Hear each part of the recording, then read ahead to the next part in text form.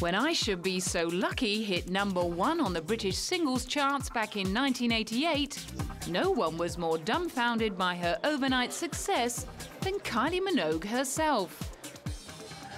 Her path to pop glory had begun by chance just 1 year earlier, when she and some of her neighbours' co-stars sang together at a charity benefit in Melbourne. When the audience cried out for more, Kylie suggested a sing-along to the locomotion. Her rendition of the Little Eva hit went down so well that someone suggested she should record it, and her debut single set off a chain reaction that would propel her all the way to the offices of Pete Waterman Limited in the UK. The story goes, however, that when Kylie and executive Gary Ashley flew in from Australia, hit writers Stock, Aitken and Waterman had forgotten that they were coming and hastily cobbled together a song while they waited outside. That song turned out to be I Should Be So Lucky, and by the age of 20, Kylie from Camberwell had become an accidental megastar. Her debut album spent more than a year on the British album charts, turning Kylie Minogue into a household name. 2 decades later, she was a guest at her own costume exhibition at Britain's prestigious Victoria and Albert Museum, taking in the many milestones and phases of her first 20 years in show business. She couldn't help but be impressed. Oh my God!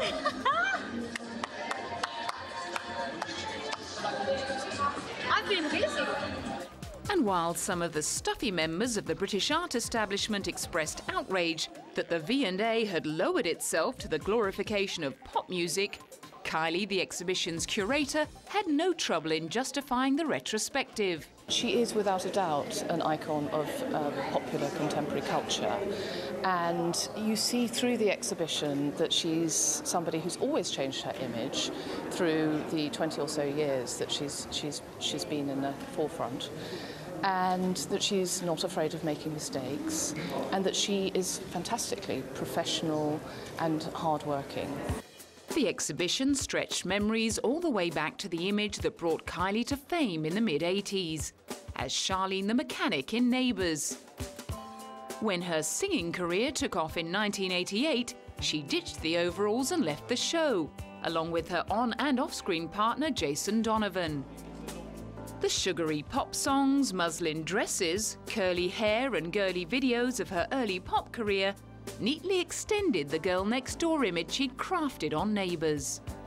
Her real-life romance with Jason also helped keep the spirit of Charlene alive. As well as recording the #1 duet Especially For You, Kylie and Jason sang together on the 1989 version of the Band-Aid single, Do They Know It's Christmas?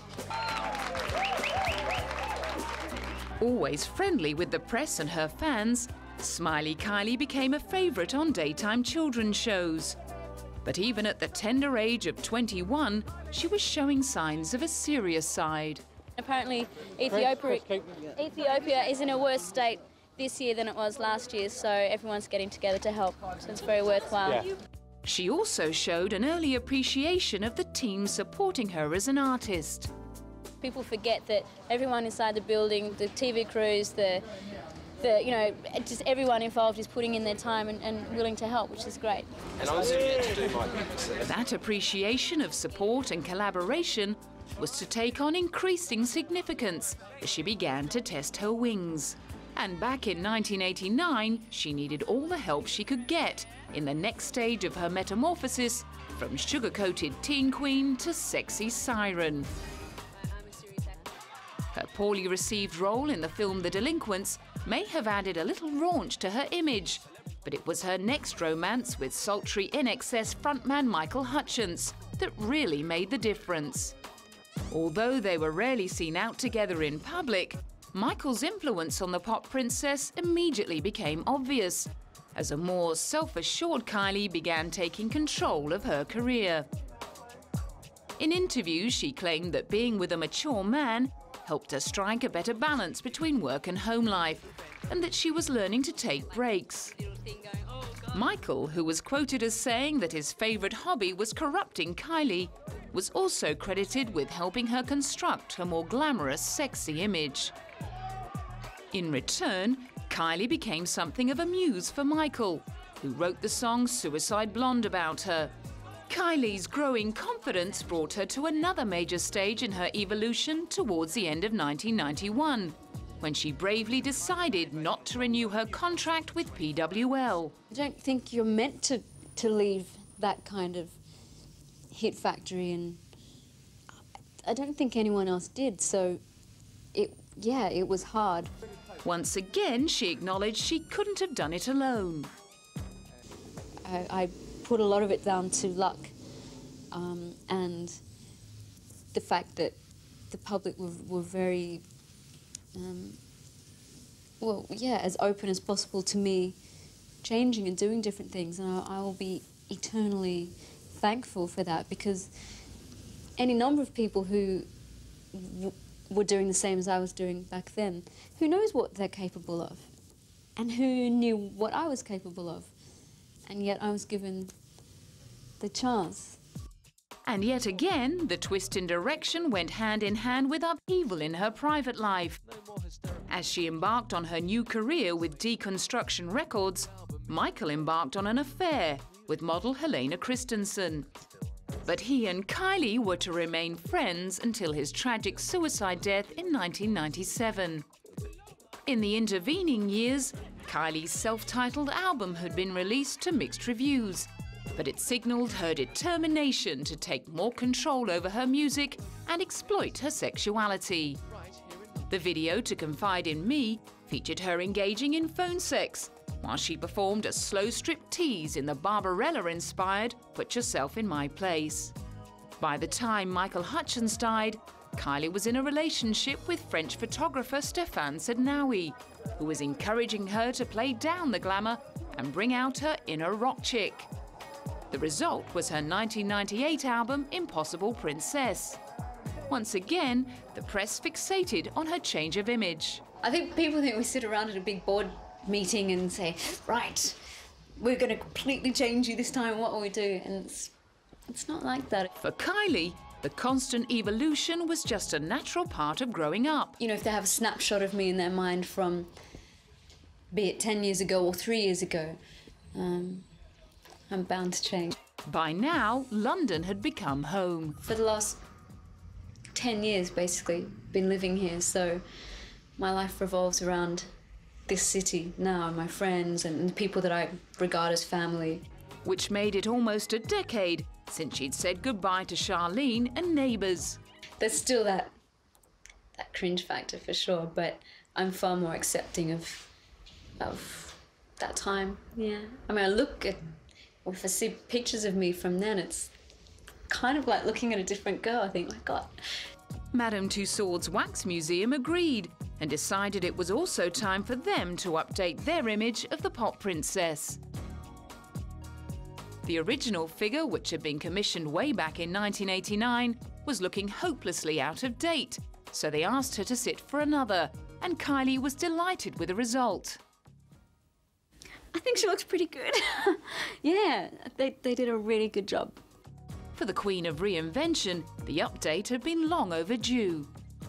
It's a lot easier standing next to her than it was with the old waxwork. And I guess between 20 and 30, your face changes a lot. And so, yeah, it's a lot easier standing next to her. With luminous skin, flawless makeup and immaculate poise, it was hard to tell the real Kylie apart from her new wax effigy, which represented the next phase in her evolving career, and which was still getting the thumbs up from her loyal fans. She's brilliant, all her records are brilliant, she's brilliant, she's so nice. The songs are catchy and they're nice to dance to. I just think she's beautiful. She's improving every day, like, she's not getting worse, that's for sure. She's getting better every day. At 30 years old, the pop princess was finally breaking free from the restrictions that had governed her earlier output. I look back at when I started, which was very controlled, but it worked at the time. And if they had said to me, look, you tell us what you want for your next album, it wouldn't have worked. In retrospect, they were,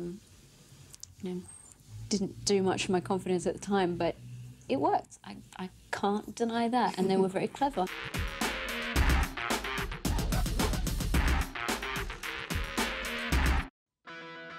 6 years after leaving Stock Aitken and Waterman, Kylie from Camberwell was giving herself permission to experiment with different styles and develop her songwriting. I was literally writing anything I felt on any given day, and then it would become a song. And just trying to find an honesty with that and not have to be what I've been before or what people would perceive me as being, or even what I knew. Going out on a limb and abandoning herself to the creative process took her into uncharted territory.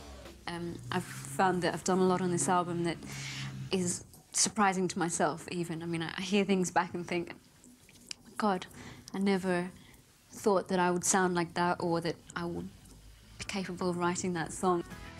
She wasn't the only one who was surprised by her new sound. Billboard magazine called the album stunning. However, UK's Music Week declared that Kylie's vocals had taken on a stroppy edge, but were not strong enough to do much. Impossible Princess became the lowest-selling album of her career, and she was forced to re-evaluate her strengths. I learned a bit of a lesson in the last couple of years about what I do best. I started out doing pop, and I think that's definitely what I'm going to do next. Her no-holds-barred exercise in pushing the boundaries had taught her that even she had her limits. I think she's moved on from the soap star image, but it'll always be there to haunt her. Having accepted that she could take the girl out of Neighbours, but would never fully escape Charlene, she wasted no time in bouncing back. In April 1999, she signed a new deal with Parlophone Records, and by the year 2000, her nod to 70s disco was soaring up the charts. Light Years went on to sell 2 million copies worldwide, and New Musical Express wrote, Kylie's capacity for reinvention is staggering, and declared the album sheer joy. Its debut single, Spinning Around, delivered her first #1 single in the UK for 10 years. The pop princess was back, bigger than ever, and to prove it, she sang one of the album's singles on a night like this to an audience of 2.1 billion viewers at the closing ceremony of the Sydney Olympics. Despite the enormity of the occasion, she didn't let nerves get the better of her. I don't think I'll ever do anything bigger than the Olympics. That doesn't cross my mind once you're doing it. You just try and get it right for the people who are there. Meanwhile, she'd started up a new relationship with model James Gooding, who was 7 years her junior. The latest incarnation of Kylie was all about sex and sophistication, and it was working like a charm. Her 2001 album, Fever, mixed the disco feel of Light Years with the sounds of 80s electro-pop. I feel with this album, it's the most cohesive project I've done, musically, visually. The amount of Kylie, I suppose, that's in it. It just all seemed to work. It was really easy to record. Barely had the album been finished, then she was thinking about her next move. I have had a growing desire in the past couple of years to get back into acting. I think I must have recovered from the really bad movies that I did enough to think, okay, I think I can go in and do something that I can be proud of. However, she had to put thoughts of a return to acting on hold when, after 14 years of knocking on America's door, she was finally welcomed with open arms on the back of the lead single, Can't Get You Out of My Head, which reached #1 on the dance club charts. She was swamped at record store signings on her promotional tour and displayed the same approachability and friendliness towards the fans and press that had characterized her public appearances from the start. And she'd lost none of her girl-next-door humility. For many years, I've just thought, well, the States is a place I'm not going to work. I'll just come for vacations, and I was quite content with that.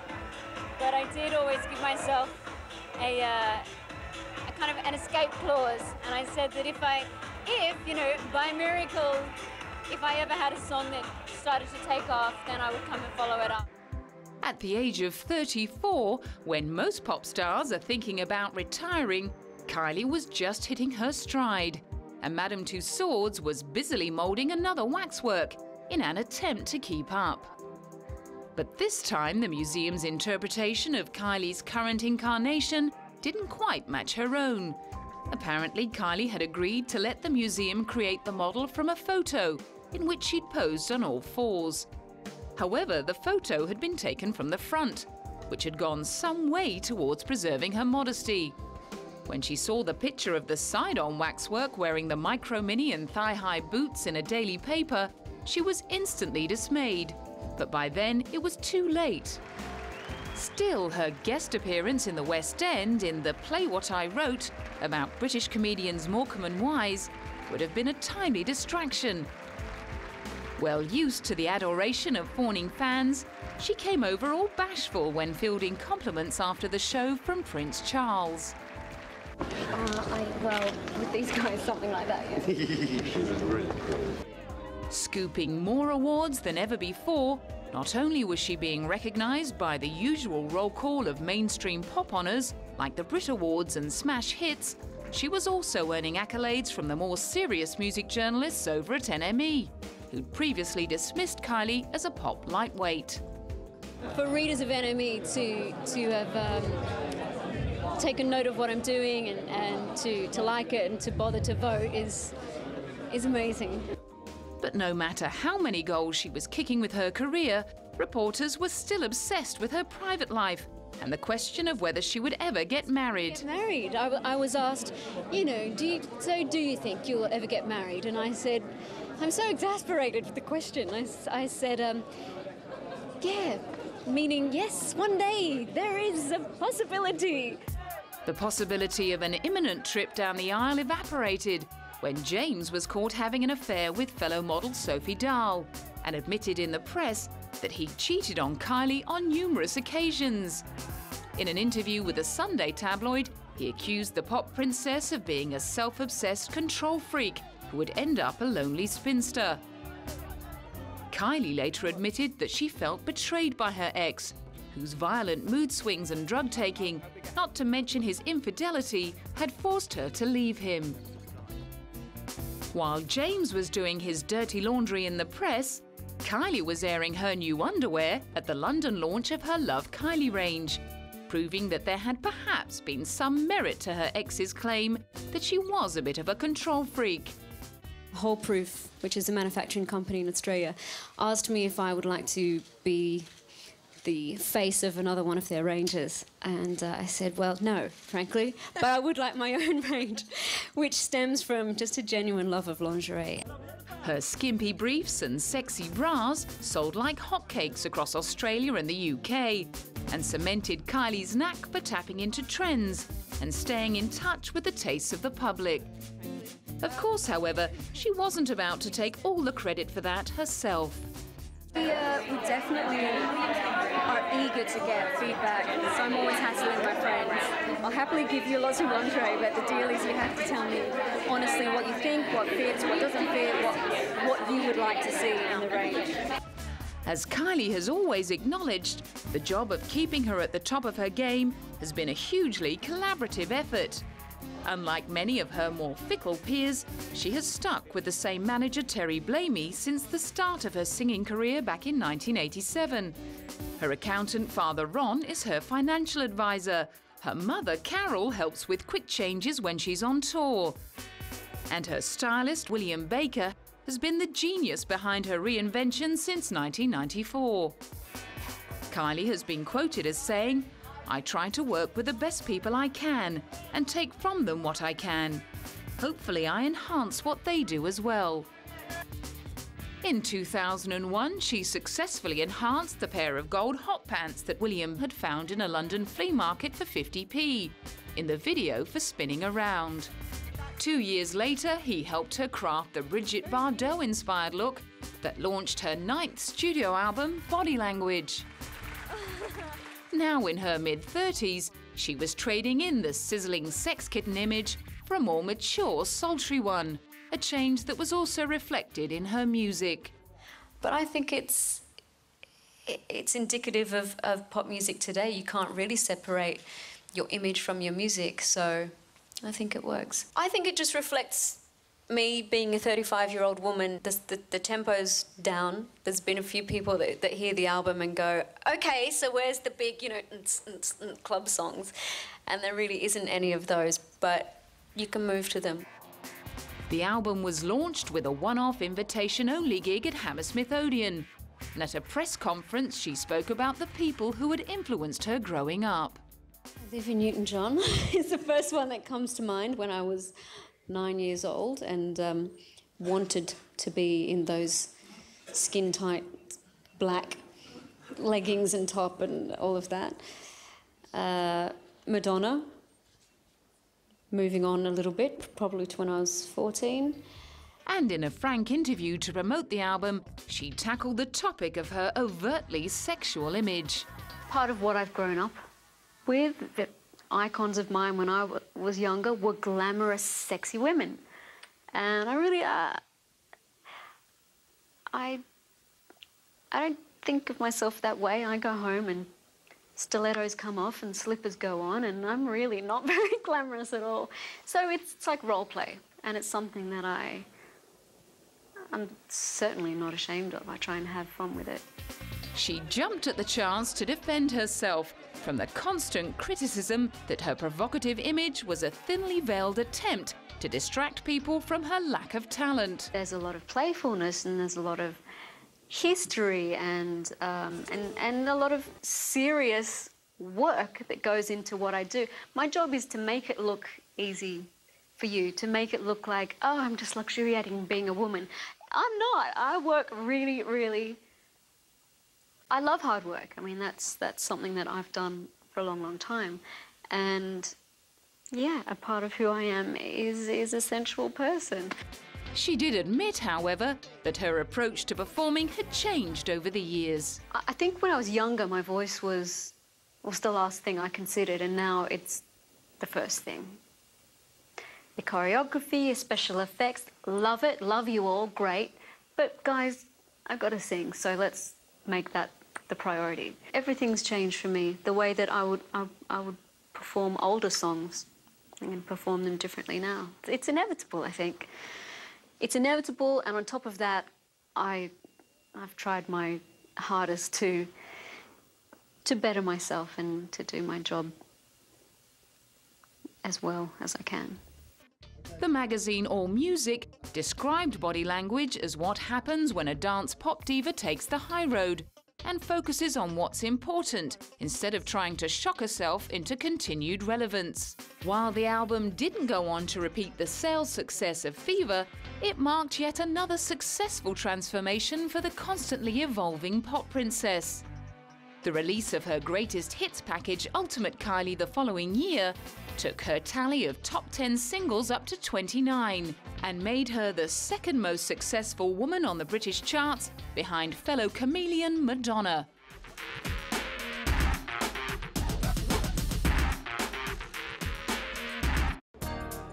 As commentators tried to make sense of Kylie's continued success, some put it down to her unique ability to combine the seemingly opposing characteristics of the seductive temptress and the girl next door. Through all her years of X-rated raunch and sauciness, Smiley Kylie had miraculously held on to her wholesome appeal and preserved her family-friendly status. Her honesty in interviews, down-to-earth sense of humour and continued approachability harked back to Charlene in the minds of her fans. She's just like the girl next door. She's like your best friend. She's wonderful. On her ITV special, An Audience with Kylie Minogue, she welcomed the star-studded audience as if she were hosting a children's show, then proceeded to invite the gathered guests to probe her with personal questions. When asked how she dealt with all the media attention, she advised them to cry when you need to, laugh as much as possible, and try and remember what's fact and what's fiction. Since the start of her career, she'd become used to waking up to reports that she'd suffered a nervous breakdown or that she'd just become engaged. Most recently, the media had been having a field day with a rumour that she'd fallen pregnant to her French boyfriend, Olivier Martinez. In fact, wide-of-the-mark reports surrounding Kylie's private life had become so commonplace that when the news broke that she'd been diagnosed with breast cancer in May 2005, it was met with skepticism.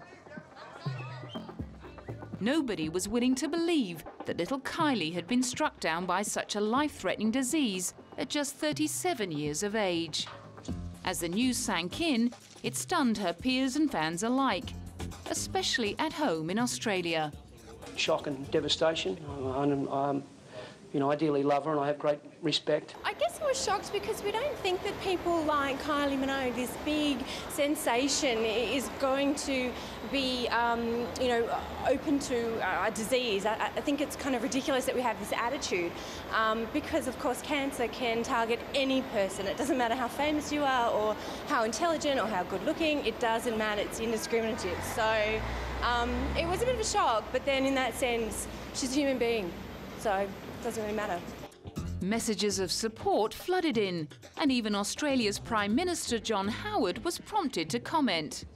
Well, I think everybody feels shocked and saddened. A young woman, Kylie Minogue, any young woman of that age, to be diagnosed with that condition, it does send a shudder through you. She's, an Australian icon, and she's represents Australia all over the world, so I'm sure that she's a bit of, one of Australia's golden girls, so I think everybody would be wishing her well. One person who understood exactly what she was going through was her childhood icon, Olivia Newton-John, who'd been through her own battle with breast cancer and urged the press and public to give Kylie the time and space she needed to recover in private.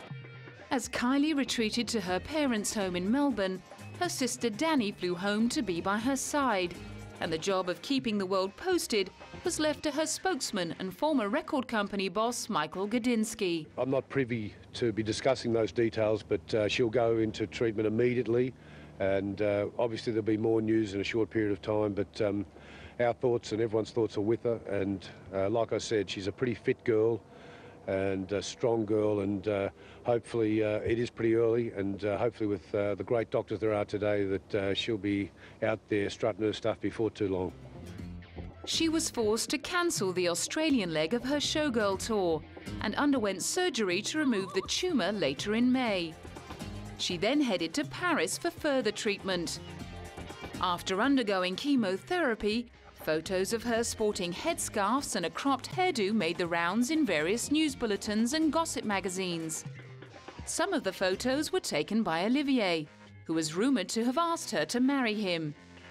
The same rumours claimed that Kylie had turned him down, fearing that his proposal may have been prompted by sympathy.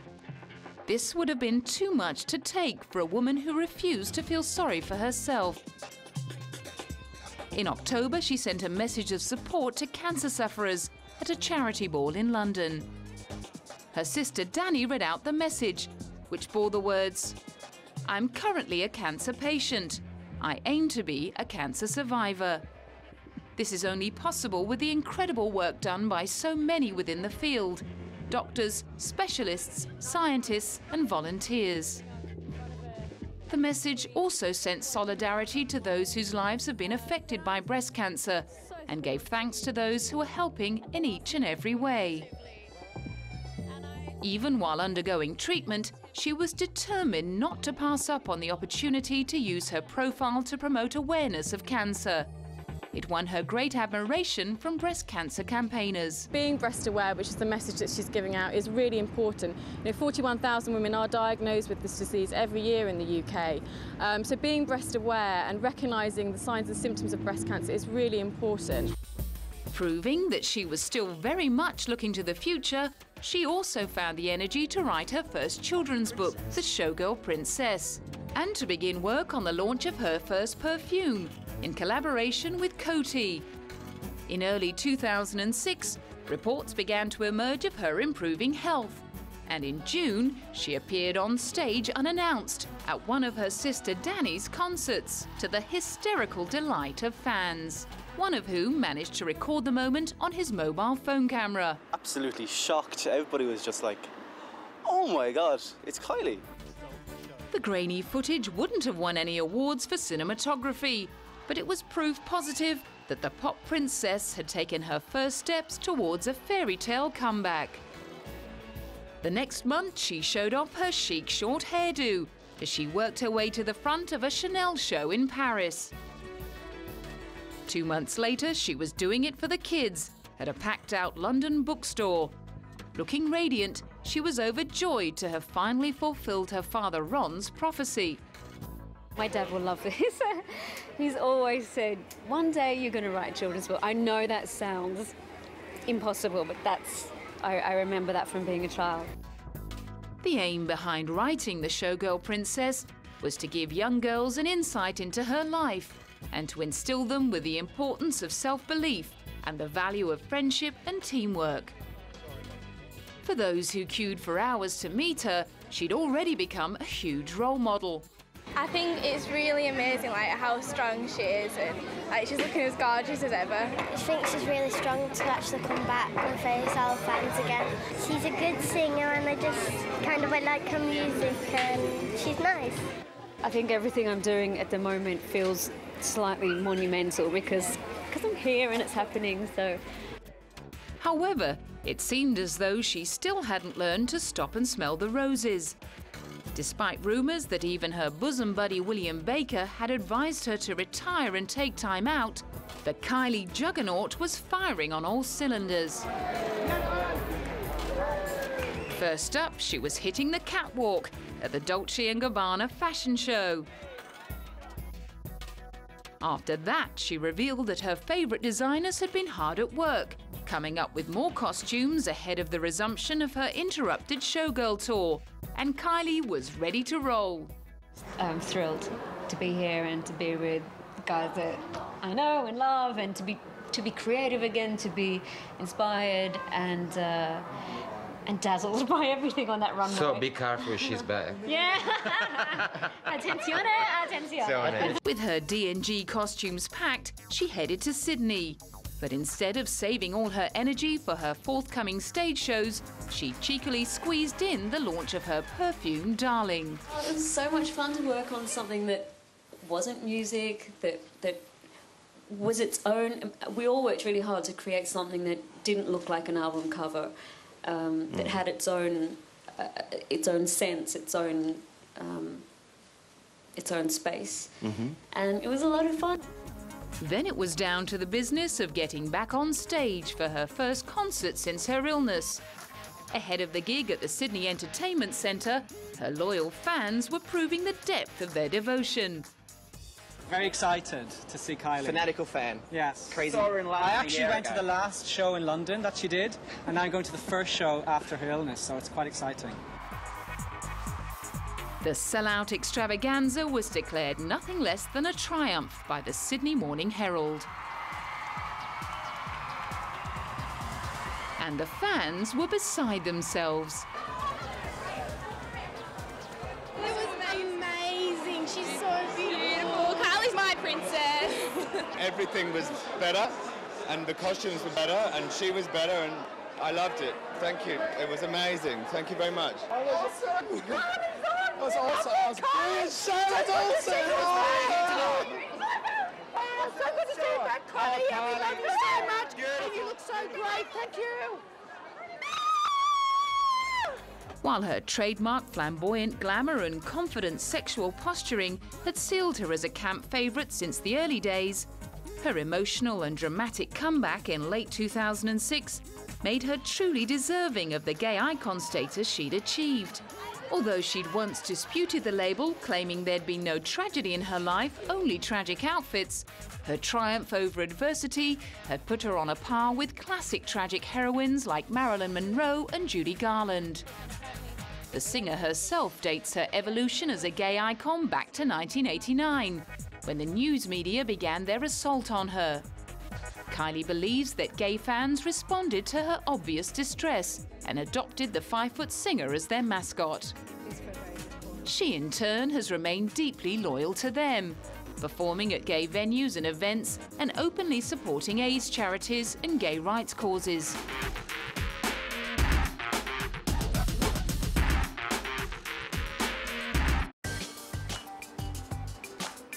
few months after returning to the stage, Kylie's 20-year love affair with High Camp was being celebrated at one of Britain's most highbrow art venues. Coming together in all their glory at the Victoria and Albert Museum were the Voodoo Inferno dress, the leopard print catsuit, the pink Galliano corset, and the muslin cotton dress from I Should Be So Lucky, and some rather oily reminders of her time on Neighbours. The exhibition goes right back. In fact, we have the overalls from Charlene in Neighbours. But it starts, I suppose, in 1987 with I Should Be So Lucky and the Jenny Bannister muslin dress. And it takes a look at her changing image through videos and also in performances. But I suppose the part of the exhibition that is most up to date is the tall section, and that's where Kylie says herself her creativity really comes to the fore. The exhibition also included the famous white hooded jumpsuit that Kylie barely wore in the video to Can't Get You Out of My Head. There's a great story that when Kylie saw it and saw how it was cut, she wondered how on earth she was going to wear it, and I'm sure there must have been some tape involved in that. When Kylie rocked up to the exhibition launch on the arm of William Baker, she was regaled with questions about her recent split from Olivier Martinez, following rumours that he'd had an affair with actress Salma Hayek. As ever, she responded to the personal questions with the grace and discretion befitting her pop royalty status. I'm just going to say that I'm here tonight and having a wonderful time, thinking about my friend also, and he's wished me all the best for tonight, so yeah, it's all good. With Kylie's consistently polite refusals to talk about her private life, the public would have to make do with a privileged glimpse inside her wardrobe. So I hope that everyone who comes to see it will enjoy getting a little bit up close and personal. There was one item in particular the visitors wanted to get to know.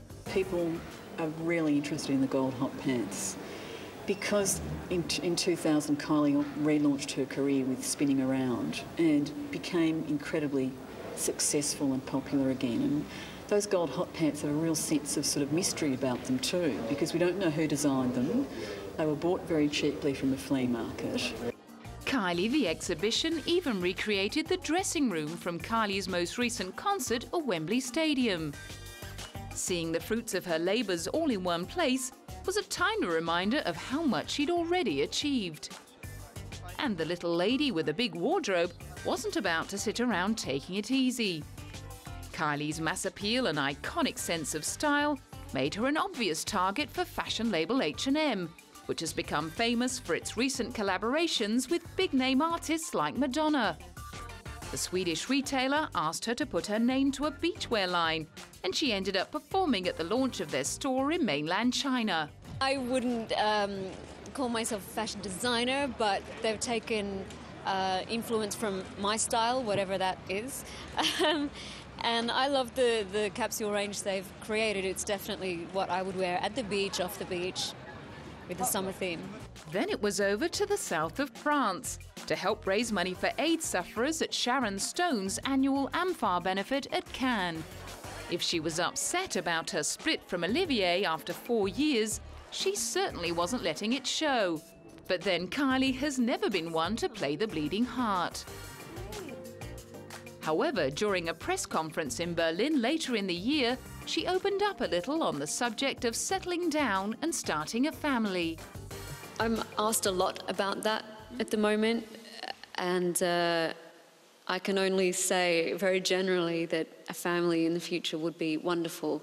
I don't think it's something that I can necessarily plan, but if that were to happen, you know, my life would go on a brand new path, and I think it would be fantastic.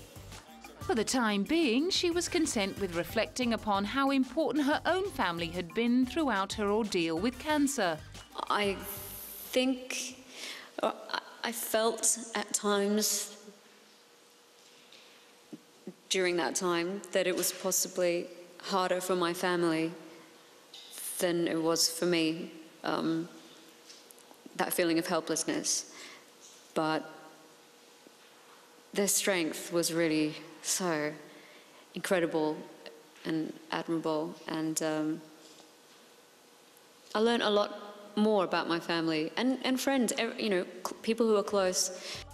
At an awards do later that year, Danny was just happy to have her big sister back. It's been a long ordeal and one that I'm glad that's over. I just really want to look to the future and good, exciting times. She was there to present Kylie with the first Music Industry Trusts Award ever to go to a woman in its 16-year history.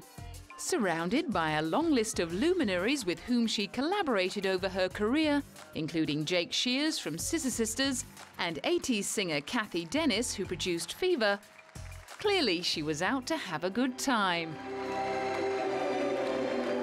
This is just such an enormous honour, and I really thank you from, I won't say the heart of my bottom, from the bottom of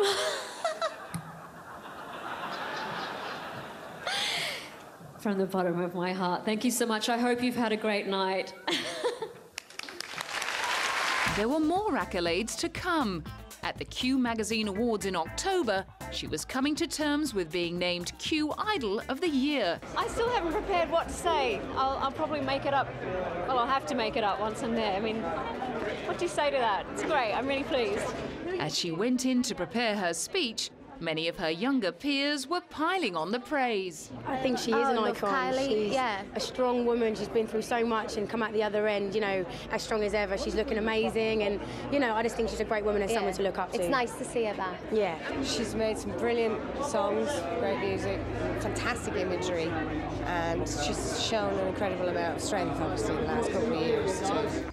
All the great publicity augured well for the release of White Diamond, the documentary made by William Baker about the lead-up to her stage comeback. With barely any breathing space in between, she was back in front of the cameras promoting the release of her 10th studio album, X. She'd started work on the album in May 2006, as she began her slow recovery from breast cancer. Looking back, it was incredible to think that it had only been 12 short months since making that tentative comeback in Sydney. 2007 also brought up another momentous event, the unveiling of an unprecedented 4th waxwork at Madame Tussauds.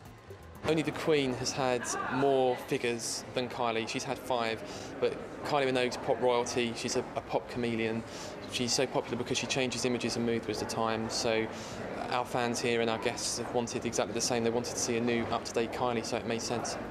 Mark IV Kylie, dressed in a costume from her Showgirl tour, was a little more sedate than her earlier wax models and reflected the maturing image of the 39-year-old pop princess, whose connections with real-life royalty were set to deepen.